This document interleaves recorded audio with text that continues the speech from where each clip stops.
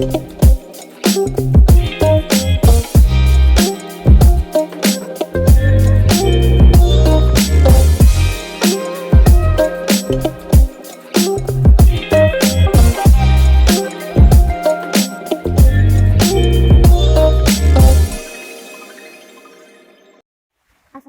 warahmatullahi wabarakatuh. Perkenalkan, nama saya Safira Damayanti, program studi Ekonomi Pembangunan, Fakultas Ekonomi dan Bisnis Universitas Islam Bandung, dengan NPM 10090217034 akan mempresentasikan hasil penelitian saya yang berjudul faktor-faktor yang mempengaruhi penanaman modal asing di 5 negara ASEAN tahun 1996 hingga 2019. Hal yang melatar belakangi penelitian saya yang pertama adalah keterbutuhan modal dalam menjalankan kebijakan pembangunan. Tentunya suatu negara akan terus melakukan pembangunan. Bagaimana mereka bisa melakukan pembangunan yang sustainable. Mengapa saya tertarik untuk mengambil isu penanaman modal asing adalah karena tidak banyak dari masyarakat itu mengetahui investasi dalam bentuk PMA. Jadi PMA adalah investasi dalam sektor-sektor real yang tahan atas gejolak perekonomian. Maka yang saya mengambil 5 negara ASEAN sebagai fokus dari topik penelitian saya adalah karena negara ASEAN ini memiliki wilayah yang luas dan penduduk yang banyak sehingga mendorong aliran PMA ini masuk ke negara-negara ASEAN. Inflow ke setiap negara itu PMA-nya beda-beda. Kenapa nih inflow di setiap negara itu beda-beda padahal mereka berada dalam satu kawasan, yaitu kawasan ASEAN, tapi inflow-nya bisa berbeda. Jadi adanya hambatan yang berbeda-beda di setiap negara menunjukkan hasil arus PMA yang berbeda juga. Menurut penelitian Sinta tahun 2014, fundamental makroekonomi adalah salah satu variabel yang sangat dipertimbangkan oleh investor asing. Di sini saya mengambil 3 faktor fundamental makroekonomi. Yang pertama ada suku bunga, yang kedua ada inflasi, dan ketiga adalah pertumbuhan ekonomi. Selain itu, menurut penelitian Sujatakar, selain fundamental makroekonomi, modal manusia itu juga sangat dipertimbangkan oleh investor asing. Karena PMA itu masuk ke suatu negara tidak hanya membawa uang, tapi mereka membawa teknologi, kemampuan manajerial, sehingga akan mendorong terjadinya transfer ilmu pengetahuan dari tenaga kerja multinational corporate kepada tenaga kerja lokal. Sehingga modal manusia yang mereka butuhkan adalah modal manusia dengan kualitas terbaik. Di sini ada data suku bunga. Suku bunga dari 5 negara ASEAN memang berfluktuatif, tertinggi berada di negara Indonesia. Tingginya suku bunga itu menjadi pertimbangan untuk investor menanamkan modalnya karena masuknya modal itu akan memberikan profit kepada investor, sehingga semakin tinggi tingkat suku bunga maka investor akan semakin tertarik menanamkan modalnya gitu, karena suku bunga itu merupakan biaya atas dana yang ditanamkan. Sehingga ketika suatu negara meningkatkan nilai suku bunganya dibandingkan dengan negara lain, diharapkan akan mengundang banyak investor masuk gitu.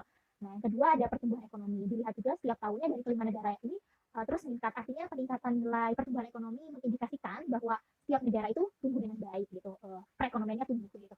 Yang ketiga, mengapa inflasi menjadi pusat perhatian investor juga, karena tingginya inflasi ini bisa mengakibatkan kegagalan usaha. Yang pertama, ketika inflasi tinggi, maka harga-harga akan naik, termasuk harga-harga untuk barang-barang PMA yang dihasilkan oleh PMA. Dan ketika harga naik, maka demand akan berkurang, lalu itu akan mempengaruhi produksi dari perusahaan PMA dan akan menurunkan profit yang dihasilkan. Kalau misalnya inflasi terus meningkat secara terus-menerus dan sustainable, maka dia akan meningkatkan risiko usaha yang tinggi. Lalu yang keempat ada indeks pembangunan manusia. IPM ini memproyeksikan variabel dari human capital. Di sini Singapura memiliki keunggulan di kualitas manusianya, sehingga mereka memiliki nilai indeks pembangunan manusia yang tinggi gitu. Sehingga saya di sini memiliki kerangka berpikir saya adalah pastinya suatu negara akan selalu melakukan pembangunan ekonomi yang sustainable. Nah, ketika melakukan pembangunan, mereka itu membutuhkan suatu modal. Modalnya itu bisa didapatkan dari hutang luar negeri, saving, dan investasi. Dari ketiga sumber modal itu saya berfokus kepada investasi. Nah, investasi ini memiliki investasi asing dan investasi domestik. Lalu kedua investasi yang berasal dari asing ataupun domestik itu memiliki investasi langsung dan investasi tidak langsung. Nah, investasi langsung itu dia investasi dalam sektor real, sedangkan kalau investasi tidak langsung ini investasi dalam pasar uang. Nah, sektor real apa sih? Sektor real ini adalah investasi dalam pembangunan perusahaan, pembangunan cabang perusahaan gitu. Nah, sedangkan untuk pasar uang ini kita bisa lebih familiar lagi, yaitu saham, obligasi, reksadana, dan sebagainya. Namun saya di sini akan berfokus kepada investasi langsung berupa sektor real, yaitu PMA dan PMDN. PMA di sini adalah sumber investasi yang berasal dari asing dan PMDN yang berasal dari dalam negeri. Namun di sini ketika PMA dan PMDN bisa meningkat, maka dia akan bisa mempercepat pembangunan suatu negara. Saya menggunakan regresi data panel. Mengapa saya menggunakan regresi data panel? Karena saya di sini mengkombinasikan antara time series, data time series dengan data projection. Akan menjelaskan secara singkat hasil dari penelitian saya, hasil dan pembahasan penelitian saya. Yang pertama ada suku bunga, memiliki hubungan positif dan berpengaruh signifikan terhadap PMA di 5 negara ASEAN, memiliki koefisien sebesar 3,4 dan probabilitas sebesar 0,02. Artinya dia positif signifikan dan sesuai dengan hipotesis. Mengapa suku bunga ini dapat mempengaruhi PMI?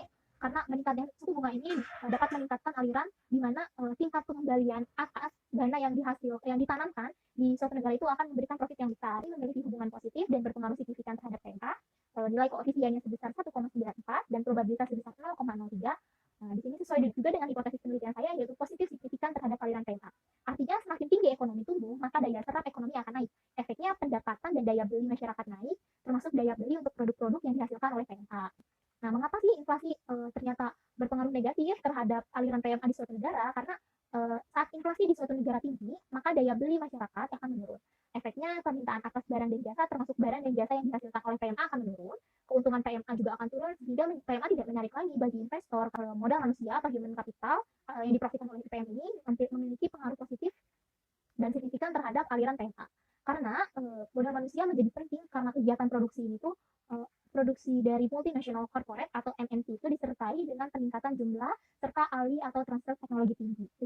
Nah, kesimpulannya dari hasil dan pembahasan dari penelitian saya yaitu semua variabel itu sesuai dengan hipotesis penelitian saya dengan tingkat signifikan 5 sampai dengan 10%. Dan saya juga setelah melakukan pendalaman penelitian di penelitian saya bahwa ditemukan juga bahwa suatu negara pun perlu memperbaiki regulasi dari setiap PMA. Jadi untuk investor tuh regulasinya diperbaiki lagi karena banyak negara-negara investor atau yang ingin menanamkan modalnya di negara kawasan ASEAN itu terbatasi oleh regulasi yang sulit gitu. Salah satunya adalah Indonesia.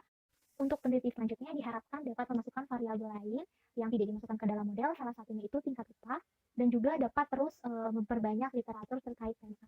Mungkin cukup sekian presentasi dari saya. Semoga apa yang saya sampaikan ini sangat bermanfaat untuk pendengar yang juga nanti bisa mencitasi publikasi jurnal saya. Semoga dapat bermanfaat bagi pembangunan ekonomi, bagi nusa dan bangsa, juga bagi mahasiswa-mahasiswi yang sedang melakukan penelitian. Terima kasih. Assalamualaikum warahmatullahi wabarakatuh.